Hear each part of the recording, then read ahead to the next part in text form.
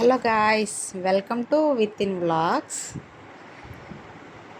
ఈరోజు వ్లాగ్ అయితే తక్కువ ఖర్చుతో వెజిటేబుల్స్ 1 వీక్ ఎలా మేనేజ్ చేయాలనే దాని గురించి మాట్లాడుకుందాం. ఈలోపు నేనైతే పిల్లలకి పూరీ పెట్టేశాను మార్నింగు. సో నేను చపాతీ కాల్చుకున్నా. చపాతీలోకి అయితే హనీ వేసుకొని తింటున్నాం ఫ్రెండ్స్.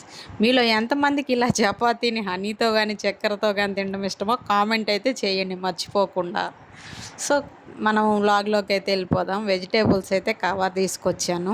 ఈ కవర్ ధర వచ్చేసి 150 రూపాయలకి అయితే తెచ్చాను నేను.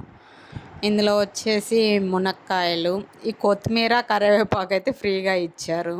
సో టమోటాలు, పచ్చిమిర్చి ఇవైతే తీసుకొని వచ్చాను. ఇంకా బెండకాయలు, కాకరకాయలు, గోరుచిక్కుళ్ళు, నిమ్మకాయలు ఇవైతే తీసుకొచ్చాను ఫ్రెండ్స్.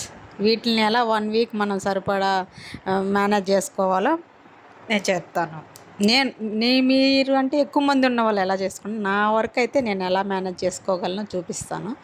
సో ఇవైతే నేను తీసుకొచ్చాను. పచ్చిమిర్చీలు, కాకరకాయలు, గోరుచిక్కుళ్ళు, మునక్కాయలు. పచ్చిమిర్చి అవన్నీ అయితే ఒలిచిపెట్టేసుకుంటే చట్నీలోకి, పప్పుల్లోకి వాటికి అయితే నేను వాడతాను. ఇప్పుడు నేను తెచ్చుకున్న కూరగాయలు మామూలు మండే అనుకోండి, ఒకరోజు పప్పు కాకరకాయ ఫ్రై చేసేస్తా. నెక్స్ట్ డే మునక్కాయ కర్రీ చేస్తాను. ఆ నెక్స్ట్ డే వచ్చేసి పచ్చడి, రసం చేసేసుకొని, లేదంటే పచ్చడి అయినా లేదా ఓన్లీ రసం, మా పిల్లలు ఏదైనా ఒకటైనా తింటారు.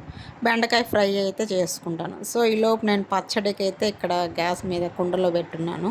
బెండకాయ పచ్చడి, ఈరోజు సంగటి, కాకరకాయ ఫ్రై చేస్తున్నాను. నెక్స్ట్ థర్డ్ డే పచ్చడి, రసము, బెండకాయ ఫ్రై చెప్పాను. ఇంకో రోజు గోరుచిక్కుడుకాయ పులుసు పెడతాను. పులుసు పెట్టిన రోజు కొద్దిగా పెడతాను, మిగిలిన వచ్చేసి ఇంకొక రోజు వండుతాను. అవి ఫ్రైకని, పులుసుకైతే కొద్దిగా చేస్తాను. నెక్స్ట్ డే వచ్చి టమోటా కర్రీ ప్లాన్ చేస్తాను. ఆ నెక్స్ట్ డే మజ్జిగ పులుసు పెట్టేశాను అనుకోండి, ఆ గోరుచిక్కుడుకాయ ఫ్రై.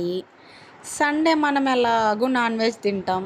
సో ఈజీగా నాకైతే 150 రూపీస్తో అయితే 1 వీక్ గడిచిపోతుంది. పచ్చిమిర్చి, టమోటా ఎలాగూ నాకు 1 వీక్ పైన వస్తాయి. నేను ఎక్కువే తెచ్చుకున్నాను, పావు కేజీ తెచ్చుకున్నాను. ఈ కాకరకాయలు అయితే కట్ చేస్తున్నాను. నాకైతే ఇంకా మిగిలిన ఈ కాకరకాయలు అన్నీ తిన్నారు కదా, 1/2 కిలో తెప్పించాను. నాకు 1/2 కిలో సరిపోతాయి. అదే చెప్తున్నాను. మనకి ఎలాగో పెరుగు అయితే ఇంట్లో ఉంటుంది, మజ్జిగ చారు చేసేసుకోవచ్చు, కందిపప్పు ఉంటుంది, ఒకరోజు టమోటా ఎగ్ కర్రీ చేసుకుంటాము. మేమైతే నాన్ వెజ్ సండే ఒక్కరోజే తింటాము, మిగిలిన రోజులంతా వెజిటేబుల్స్ తినాల్సిందే ఫ్రెండ్స్. ఇంకా కామెంట్ చేయండి ఫ్రెండ్స్. మీరు ఎవరికైనా దీని గురించి అయినా మాట్లాడాలి అనుకుంటే కామెంట్ చేయండి. తప్పకుండా అయితే సబ్స్క్రైబ్ చేసుకోండి, లైక్ చేయండి ఫ్రెండ్స్. కొత్తగా స్టార్ట్ చేశాను, ఏం మాట్లాడాలో కూడా అర్థం కాదు. ఒకసారి టెన్షన్ అయితే వచ్చేస్తుంది నాకు. కాకరకాయకి పైన పొట్టు అయితే తీయలేదు నేను, సన్నగా తరిగేస్తాను. ఎక్కువ మనం పెద్దగా తరిగితే నూనె ఎక్కువ వేయింది, అవి వేగవు. సన్నగా తరిగేస్తానంటే ఫాస్ట్గా కుక్ అయిపోతాయి, ప్లస్ మనకి ఆయిల్ కూడా తక్కువ పడుతుంది.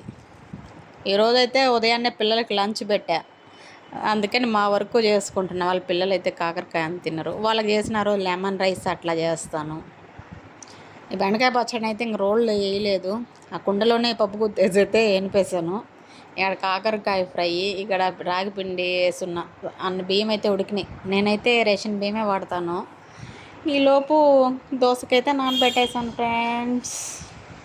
అవన్నీ అయిపోయినాక తినలేదు ఇంకా, కానీ వంట చేసేసి వచ్చుకొని ప్రశాంతంగా కూర్చొని బయట బట్టలు అయితే ఆరిపోయినాయి, అవి మడత పెట్టుకుంటున్నాను. ఈరోజు మా వెదర్ అయితే కొంచెం క్లౌడీగానే, మబ్బుగానే ఉంది. గాలి బాగా వస్తుంది కాబట్టి ఆరిపోయినాయి. ఓకే ఫ్రెండ్స్, ఈరోజు వీడియో అయితే ఇంతే. నా వీడియోలు కనుక నచ్చినట్లయితే లైక్ చేయండి ఫ్రెండ్స్, సబ్స్క్రైబ్ చేసుకోండి, కామెంట్ చేయండి. Thank you friends, bye.